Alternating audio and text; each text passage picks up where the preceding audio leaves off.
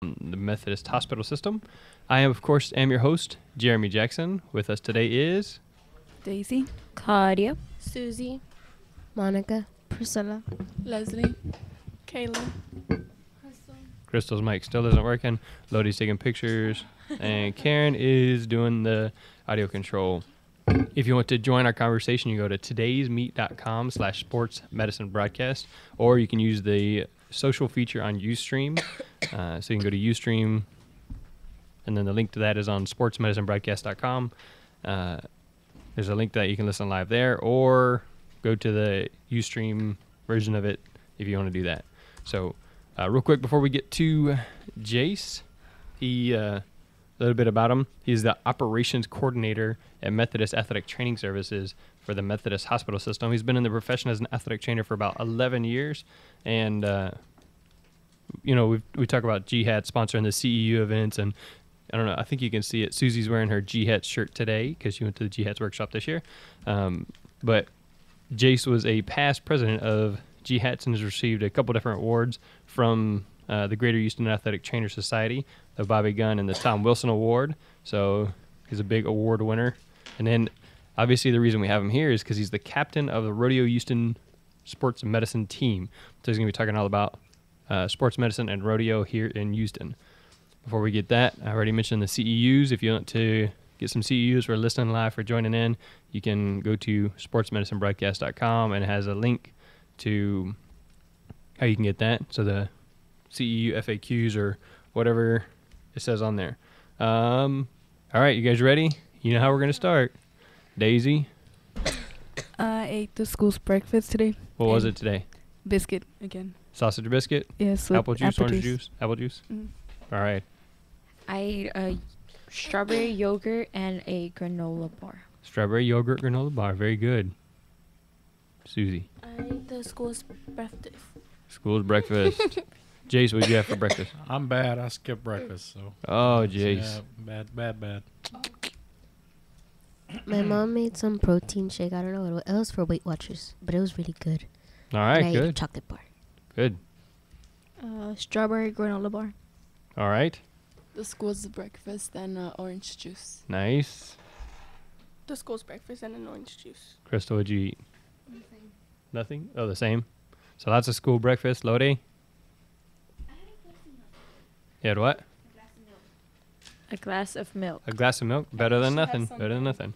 All right, so we're doing much better than we've done previously, whereas we were like 70% no breakfast. Now we're eating, I think 100% of everybody has had something for breakfast, at least a glass of milk, except for our special guest, Jace. Jace, we're going to have to coach you up on that. So, all right. Last week we talked to Dr. Bird about sleep.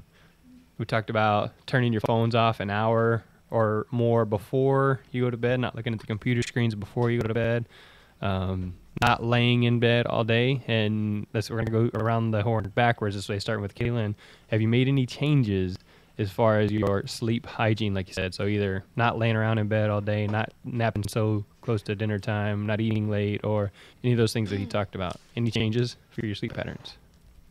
No, because I've been sick, so all I've been doing is sleeping. What about the phone, though? You still been playing with the phone right before you go to sleep? Yeah. Yep. All right. Leslie? No. No changes? No. Priscilla? No. Monica? No. Susie? No changes? I fell asleep at work. I took slept naps at work. less. You slept less? Well, instead of the 12 hours? Yeah. All right. No. No?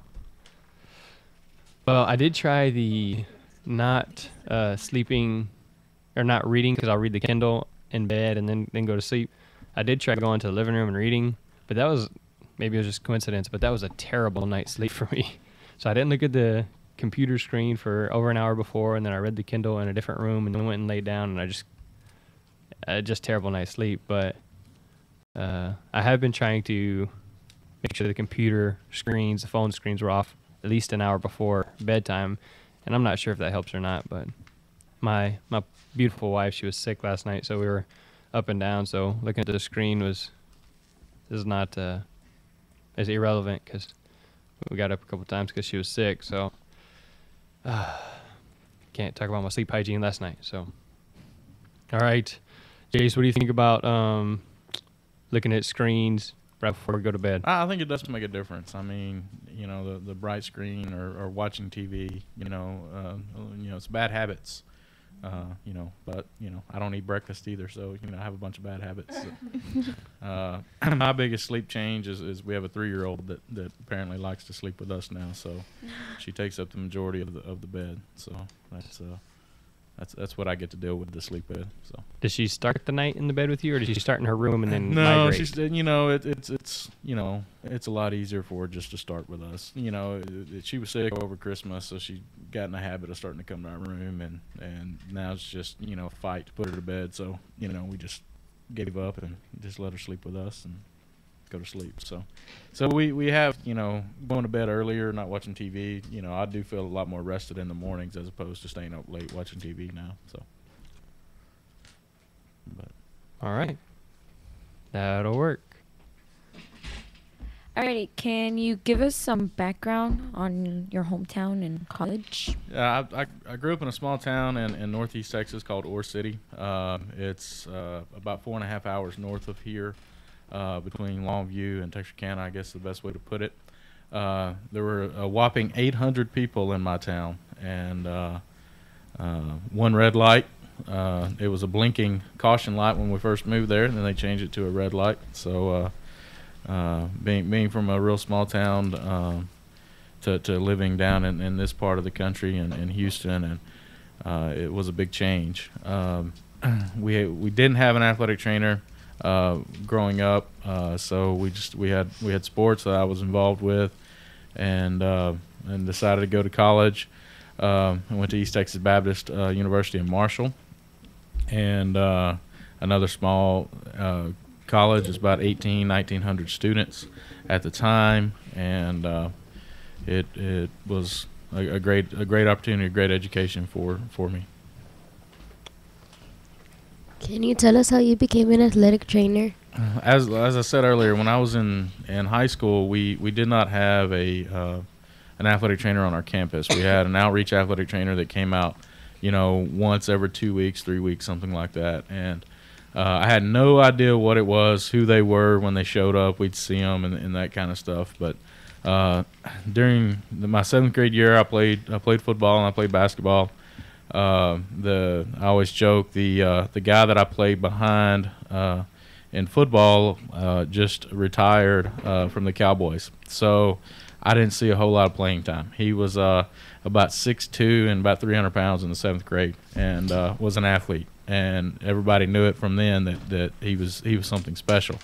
Unfortunately, I was short and round as well, and not the most athletic individual, and we had an offensive line coach that was kind of our injury coach, I guess is the best way to put it, and he asked for some help during track season, and started doing that. Went to a camp that summer, fell in love with it, and decided that's what I was going to do.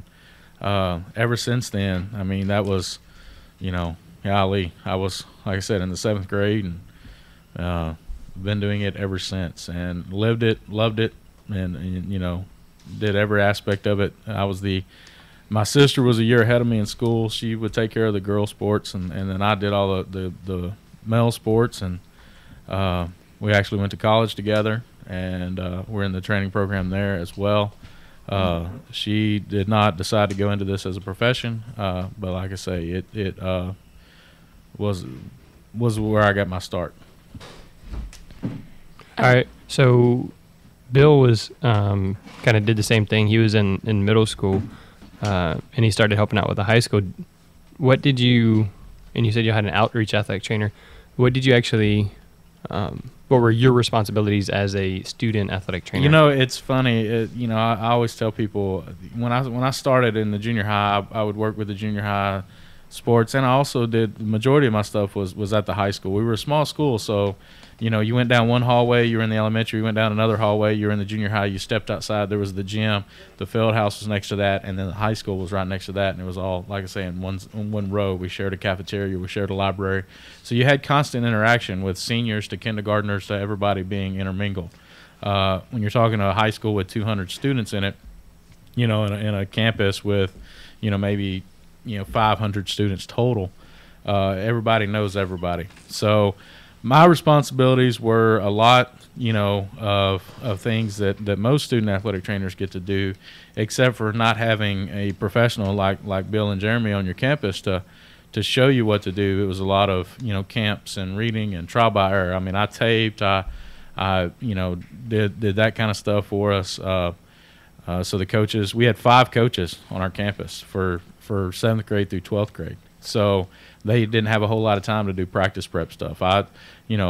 Coolers, water breaks, doing that kind of stuff. I always laugh that one of the big things that my responsibility was every day was, I cleaned the locker rooms after everybody left. And that was, sweeping the floors, mopping the showers down, and I didn't know any different. I thought that's what I was supposed to be doing. So whenever I started my career and I had students and I'd ask them to sweep and they'd look at me like I was crazy, it didn't set right because I thought that's what you were supposed to do. So I was lucky when I was trusted to do a lot of things. So all the ordering and all that stuff I was doing in high school. And I would sit down with the vendors from, the different companies when they'd come in, and I was the guy that was saying, hey, this is what we need, and that kind of stuff by the time I was a sophomore and junior in high school.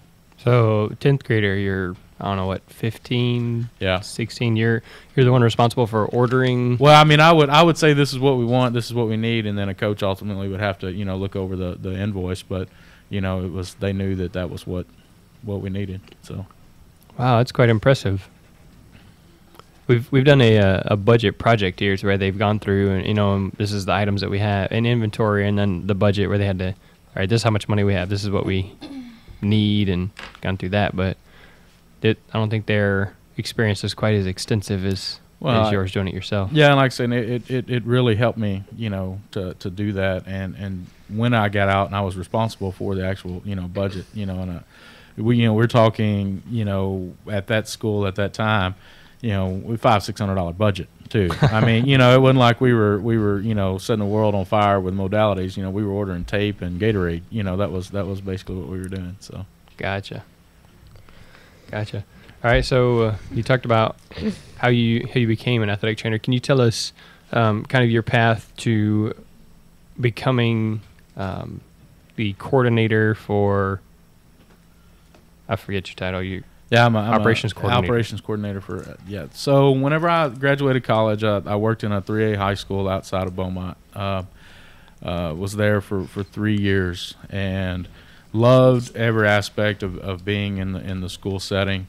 Loved the school. Actually, the superintendent that I had in high school had changed jobs and became the superintendent at Hardin Jefferson High School, which is where I ended up out of college. And she, gave me a ring and said that her, knew I was graduating and her athletic trainer was leaving and was wondering if I was interested in coming down. And at that point, I had no clue where Sour Lake, Texas was or anything about it. And I drove down one day and actually drove right through town and drove past the school without even realizing that I was there yet. So I started there, worked there for 3 years. I was the only athletic trainer in the district, and then had when I left my 3rd year, we had 21 students that were working with me, and had some great kids. From there, I met the lady that is now my wife. She was working in Baytown, and I was wanting to get closer to her instead of having to commute from Beaumont to Baytown to see her. Or actually, she was living in Clear Lake at the time, so. I got a job at Baytown Sterling as the assistant athletic trainer there.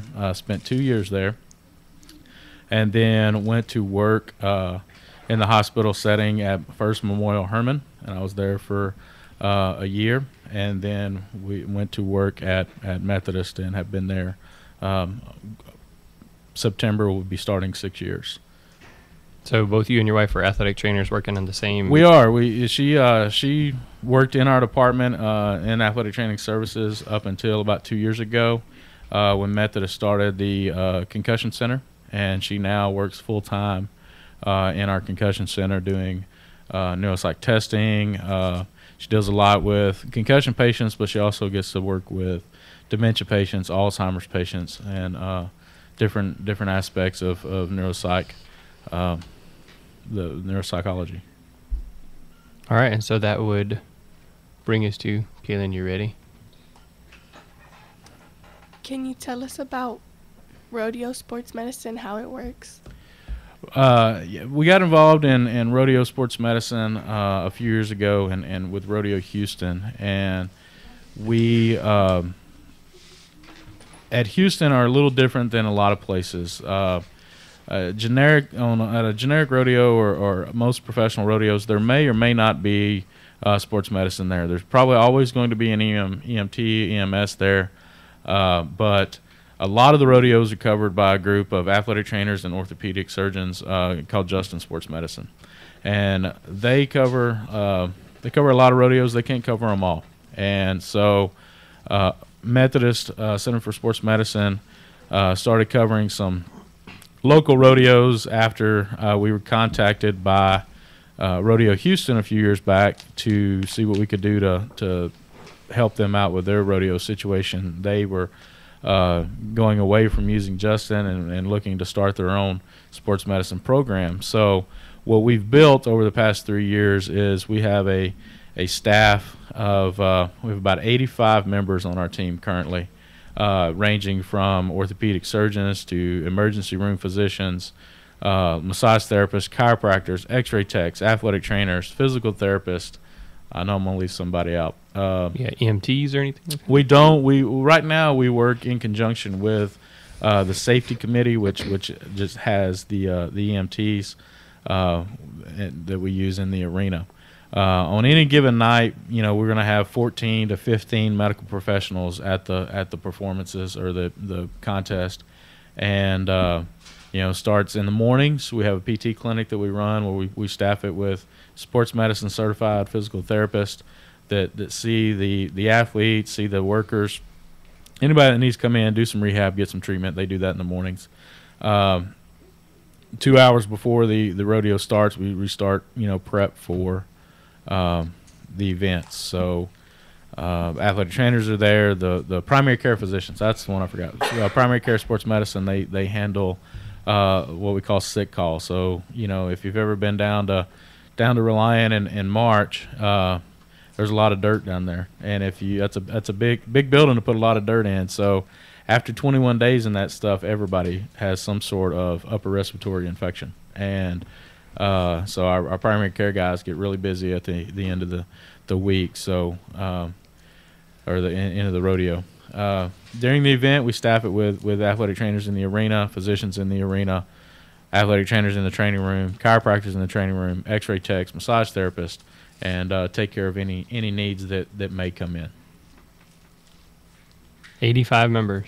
85, yeah. Like I say, we're a committee with the rodeo. It's you think that's a bunch, and you look at some of these committees that have well over 1,000 people involved in it. There's 29,000 volunteers with the Houston Rodeo, and we are. This is our first year to be a committee, and we started off as a task force. It was funny. The first year they did it.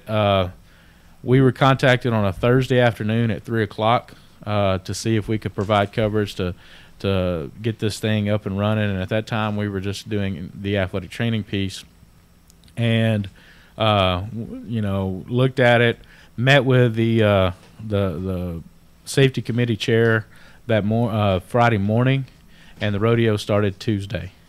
So in that 3-4 day span, we ordered every piece of equipment, supplies, everything, put a schedule together, recruited staff to cover. And from that, a lot of the same staff members have continued to join. And now that it's a committee, there are due structures and things like that everybody has to pay to work the rodeo as a rodeo sports medicine committee member. But it's fun to schedule 85 people with. Fortunately, all I do is I do the athletic trainers and the PTs and the x-ray tech schedules. Someone else handles everyone, and the orthos and everybody, and the primary care. Okay, somebody else handles almost everybody. Somebody else handles the emergency room physicians and the chiropractors and massage therapists. You said there's 21 days. Is that right? Yep. And how many hours a day? Well, it depends on who you are. if you're just somebody coming in and working the afternoon shift, if the performance starts at 6:30, we have everybody there by 4:30. You're usually walking out of the training room around 9. So 4.5 hours each day. I get there in the mornings around 8:30, and I leave about 10:30 at night for 21 days straight. So 13-hour days. Nice. Yeah, it's tiring. So that's what you get for being captain, huh? That's it. So I just, I'm the type of person that I don't have to be there that much, but it's one of those things that I'm very particular and want to make sure things run smoothly, and and I don't want to not be there and something happen and not be able to fix it, I guess is the best way to put it. Gotcha. So being there, you pretty much see any of the injuries that happen. How are they different? Well, it's one of those things that a lot of the injuries that we see are very similar to other sports injuries that we see. Tons of overuse injuries. These guys are most of them have other jobs, and then they do this as fun or on the side. Some of them, this is their career. They do it every day. So their bodies, are taking a beating over a long period of time, and then they're also traveling. They're on the road, so getting medical care and getting seen and getting things taken care of, they don't usually have an opportunity to do that. You think about, our professional athletes that we see, with Methodist being the official healthcare provider of the Texans and the Astros and the Dynamo. We see a lot of those guys, and they get injured. They have an injured reserve list or disabled list or whatever that they can go on. They're still receiving a paycheck. They're still able to pay their bills. And as a professional rodeo athlete, you only get paid if you win. So the only way you can win is to compete. So they do whatever they can do to get themselves out there. The thing about the rodeo injuries that is there is you've always got that chance for severe trauma. You've got animal setting on an animal, I guess is the best way to put it. Somebody once said, two of God's creatures trying to get them to do opposite. They're trying to do opposite things with one another, and one's strong-willed and the other one is just an animal. So trying to figure out how to get those athletes out there, and also being prepared for that severe trauma when it occurs. All right, so leading right into that, you've done this for how many years? I've just completed Rodeo Houston, the third year of Rodeo Houston. Third year of Rodeo Houston, so that's 46 days, maybe at 43 days maybe of rodeo, and I'm sure you've seen some of the traumatic injuries. So we've been very lucky at Houston. The first 2 years, we transported no injuries from the arena out on a backboard, spine board, anything like that. This year, we were a little less fortunate. We actually had to board. I think we boarded 3 individuals this past year. The roughest injuries, the toughest injuries, I guess, that we saw this year were, we see several concussions. One of our athletes was unconscious for about 5 minutes. It was a bull rider. Just his head hit the bull's head, and he went to sleep. I told him that I feel sorry for his wife because that sucker can snore. I guarantee you, he was snoring pretty good. We had another one that got knocked unconscious, and then as he's tied, still on the bull unconscious, his elbow got dislocated, had a fracture dislocation of his free arm. So this arm got hit by the horn of the bull and bent it in the wrong direction. So he has had to have that repaired. We haven't had the real serious injuries. We actually had the night that the athlete had his elbow dislocated. 2 riders later, one of my ex-students from Hardin Jefferson was knocked down, thrown off and stepped on by one of the bulls, and he got up, walked out of the arena, was fine. I think it's been about a month. He was actually at a rodeo in Arizona, and the same thing happened, except for when that bull stepped on him there, he ruptured his trachea, and he actually got up and walked out. But then whenever both his lungs were collapsed because he couldn't get any air and couldn't breathe, he was life-flighted to Las Vegas. They did a surgery then, repaired his trachea. He texted me the other night and said that everything's looking good, and he's planning on getting back on one around July 4th. So I told him he was crazy, but that's the life that he lives and loves. So. Wow. Yeah, they wear like bulletproof vests. They do have the vest for the bull riders and the rough stock riders. It's just a kind of a flak jacket type thing. But in some of the bull riders wear helmets. There's really, you look at it, it serves the same purpose as a football helmet. It's not going to prevent a concussion. It's not going to anything like that. But what it can do is help prevent that trauma to the face, to the skull. A lot of them look similar to hockey helmets. There's not really a certification process to make them an official bull riding helmet, because no vendor really wants to put that stamp on there, I think. So. Yeah, I'm gonna wear a bull riding helmet to ride my bike on. Ride my bike on a helmet, yes. Ride my bike Bicycle with. helmet, yeah. Yes. All right. Anyways, moving on from that. All right. Where are we at? Are there full-time rodeo sports medicine professionals? There are, most athletic trainers that do rodeo sports medicine have another job, and they do this as part-time, or some of the Justin sports medicine guys are paid as coordinators. However, the majority of them are just volunteers. What we do see is in the PBR, the Professional Bull Riders Association, they have a group of athletic trainers that travel with them, because their events are hosted in a series. So they're in one city one night, and they pack everything up and they go to another city and they have another competition there. So those guys that travel with them, there's a handful of them that are employed through the PBR that travel all the time, or their company is contracted to travel with PBR. So in general, no, but with the PBR, there's a few. Yeah, in general, no, and and PBR, there's a couple. All right, so we're going to go back to that real quick. You said as a committee, the people have to pay dues. So just if I wanted to volunteer or work with the rodeo, what would be that process? Yeah.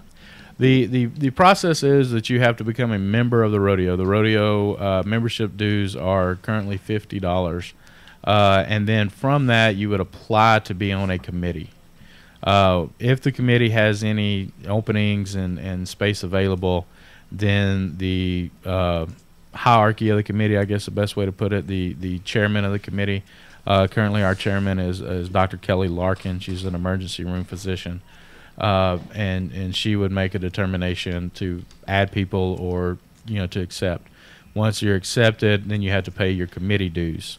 Our dues currently are $25. I don't know if those are going to change and go up moving forward based on what that does is that pays for different events that we do throughout the year. It also pays for attire or things like that we wear in the as members of the team.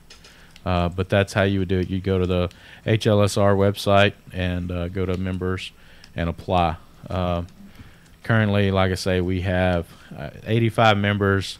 I don't know what the people that are stepping off or coming on is going to look like. But what I try to do when I schedule is try to get everybody, equal number of nights, try to get everybody 3 nights at least to work. So it's you're looking at 4 or 5 athletic trainers working every night, getting 3 nights over 21 days is pretty good trying to schedule that. So having people rotate on and off is our goal. We want to have as many people involved and get the experiences as we can, but at the same time you also want to keep the people that have done a good job in the past and been there the opportunity to do it again if they wish. But at the same time, not to make it like, this is our group. You can't become part of our club, and you got to get on a wait list. That's not something we ever want to do. So if I was a member of the rodeo deal, would I would I have to pay for parking? Would I have to pay for a rodeo ticket? Would I get to see any of the show or any of the actual rodeo? Or? All committee members, you'll get a volunteer parking pass, which is good for every day. Now it might be at an off-site lot, and you have to tram over, but you would have parking for any night that you were working, or even if you were just coming to a show. Once accepted to committee, you also get a committee gold committeeman's badge, and that badge allows you and a guest into the rodeo, into the arena, the event, Reliant Stadium to watch the rodeo, to watch the concerts. You're not assigned a seat. You don't have a ticket number or a seat number, but you can get in the building. And this year was a big deal. They put a caveat on that, except for George Strait. Because they were, they didn't. You got 29,000 volunteers times 2. And they had 80 some odd thousand people there to see George Strait. They couldn't, let the gold badge people in as well because they had people that were, wanting to pay. So, gotcha. So that's a pretty good. It is deal. a perk. I mean, you figure, like our committee, you spend $75. If you were to take, Jeremy and his wife and go to the rodeo and pay to park and buy 2 tickets, and roughly if you go twice, you pay for it. Right. Yeah, that's what I was wondering. Because I know parking's pretty expensive, and then the tickets are. And it is a donation. All that money's, the rodeo money is to raise scholarships, and so it is a, technically, I guess, a charitable donation if you wanted to list that on your tax return. But it is $75 too. Very cool. And then I know you said you get to go and walk around, but if say I'm scheduled to work tomorrow night, am I working back in the training room, or am I on the field? It depends. What normally I like to do is when I schedule an athletic trainer, the first night they're going to be in the training room. The second night, we like to put them there. We like to put them on the timed event end. So your roping and your steer wrestling and those events on that end. And those events end, you come up and you get to see bull riding at the bucking chute gate. And then the third night just depends on where the need is. So we get some inside the arena experience, some in the training room experience. The main bucking gate crew is usually fairly consistent. It's usually me, Dr. Larkin, and the same is our safety committee liaison person there to coordinate that gate for the trauma issues. Yeah, I understand. You definitely want a good team ready to go on. Oh, it's just you want to make sure everybody's on the same page. Yeah. And having 85 people, it's hard to get 85 people working together more or less each night, having to redefine what whose role is what. Right. So it's nice to have that consistency. It's just like working a football game when you have similar ambulance crews at your games. Knowing those guys and knowing how things are going to go, it just makes things a lot easier. All right. So since we talked about how a professional can be involved, Leslie? What opportunities are there for student athletic trainers to help or observe? Right now, currently, we don't offer any observation opportunities. We are looking at how we can work in some things. The training room that we work in at Rodeo Houston is roughly the size of what we're sitting in right now. And you figure you have 14 medical professionals in there at one time, plus the athletes getting care. You could have 30 people in a room like this with exam. We've got 4 exam tables, 2 massage tables, a taping table, 2 chiropractic tables, and modality carts and all that. So it's kind of cramped space. The other thing about it is the the nature of the sport and the things that you see and things like that. It's just with having students in there might not be the best thing to do. Not these athletes are very gracious. They're some of the most wonderful people you ever meet in your life. But it's I don't know if I would want to have a student in there to see some of the possible trauma stuff that came in. That possibility. Like I say, I wouldn't be concerned one bit with the student with the professional athletes or anything like that. It's just the exposure to the possible catastrophic events. So currently nothing. I can understand. There's it's a safety thing. It's but what we are looking at doing is hopefully either through Rodeo Houston or through Methodist at some point doing a 1-day student trainer day, something like that at the rodeo, where we can have a conference, have some tours inside things, and of the training room, of the arena before everything starts, and then have those people be able to go enjoy the rest of the rodeo. Now, pulling that off and getting that done is going to take some time. So, we're just now getting our feet wet in our third year here, and Methodist does cover several other rodeos. We cover the Fort Bend County Rodeo, the Austin County Rodeo, the Crosby Fair and Rodeo during the year. So there are some more opportunities, there, but where it's on a smaller scale. What we do there is we have a sports medicine trailer that we use for those events, and be more than happy, at that point to have, some students come out and see those, because it's a little less I don't want to say non-controlled, but a little less busy, I guess is the best way to put it. Yeah, just smaller scale. Start small. Start smaller scale and a lot less crowded in the facilities. Gotcha. So if any of y'all are interested in athletic training in the rodeo, then you can get with Jace, and we can look at sending just to one of the Crosby one is pretty close. Crosby's in June. The other two are in October. We're actually picking up Waller this year too, so it's in September, October as well. So, which is tough because now you're in the middle of the football season. Right.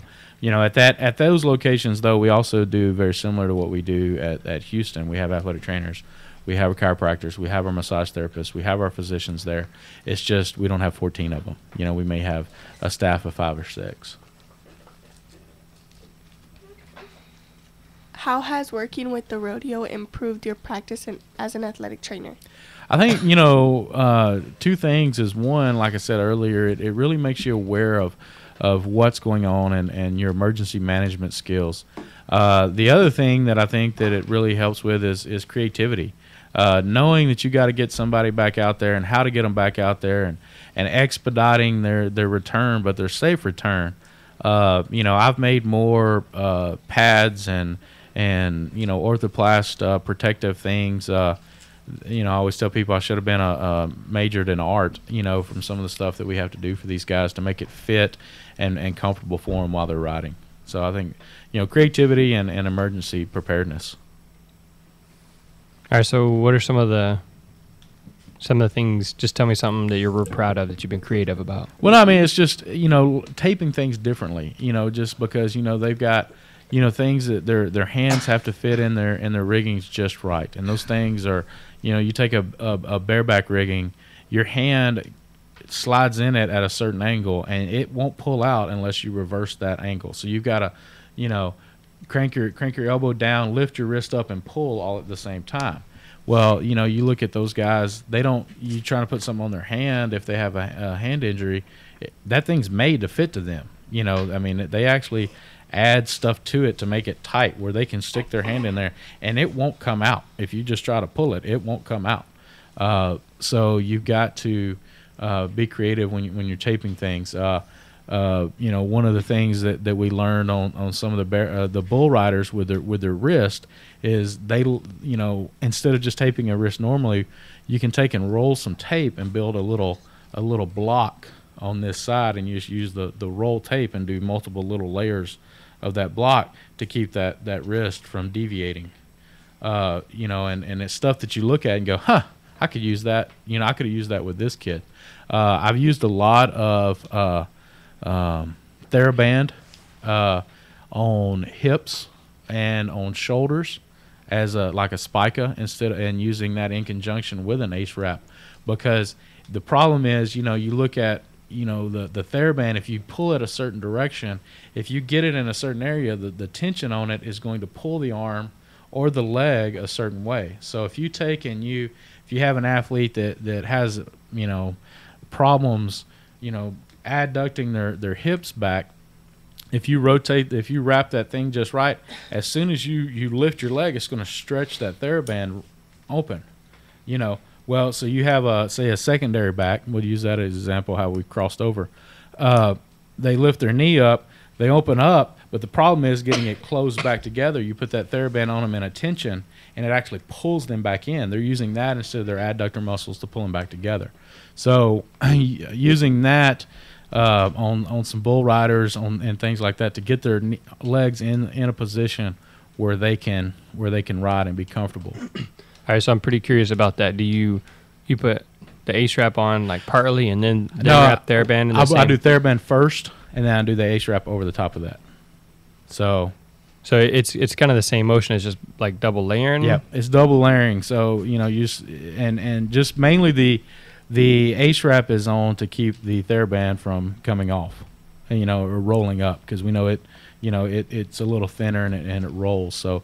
But yeah, do it in the same motion. You're not trying to support the thing. You're trying to get the opposite effect of what we would normally do. Right. You're not trying to keep that shoulder from dislocating. You're trying to actually, if he lifts his arm up, to make it pull his arm up to get him into a free hand position.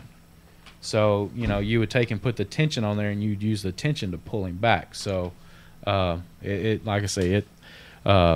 Dr. Jack Murphy over at McNeese did a conference on it about 10 years ago that I was at, and it was talking about DBs and things like that with the hips. And so, started using it a little bit with football players and different sports. And then the rodeo stuff, I've had good success with it, the handful of people I've used it on. Interesting. Never heard that before. Maybe that's something I'll have to try. So I learn something every time. All right, so I would recommend using a black or a gray or something on the higher. So you can put some good tension on there. Some pretty good tension on there. Do you only help people in the show, or also people that are at the rodeo? Well, what we do there is we treat a lot. All the athletes. We treat their families. We treat staff members of the rodeo. And sometimes we get to interact with the entertainers, members of the band, things like that if they need something. That's a lot of our primary care guys do a lot of stuff with them. As far as if you're at the rodeo and you sprain your ankle walking around, I will not see you. So that's somebody. That's a safety committee person, and they handle that. If you fall in the arena, that's another group of people. So it's totally separate areas. It's like working a football game. You're working the sidelines, and somebody else is taking care of the people on the grounds. So I think probably what they're trying to ask is, do you ever get to take care of the artists or their performers? We have had some interactions with some of the artists for HIPAA violations, and I can't tell you which ones. Yeah, that's okay. But that's cool. I mean, you get to go, if you're part of the committee, you get to go to the rodeos. And it's certain. It's they get taken care of in a different area. And it's, a different pass and a different credential area and things like that. So you got to be careful who not everybody runs back. You only get to do that if you're the captain. Well, no, it's actually, some other people, and it depends on what it is. And a lot of times our massage therapists do a lot of stuff with them. Yeah. But still, it's an opportunity. Some of you can meet some of the people that you, idolize for music or something. So that's pretty cool. So you get to meet a lot of different people, work with a lot of different Yeah, I think that's true about everything that I've done so far. With the rodeo or with outreach and what I'm doing now, it's really opened up different areas, different types of people to work with, and different opportunities. So, I loved working in the schools and getting that sense of community and getting to deal with with student athletic trainers and the same students and the same coaches and the same athletes every day.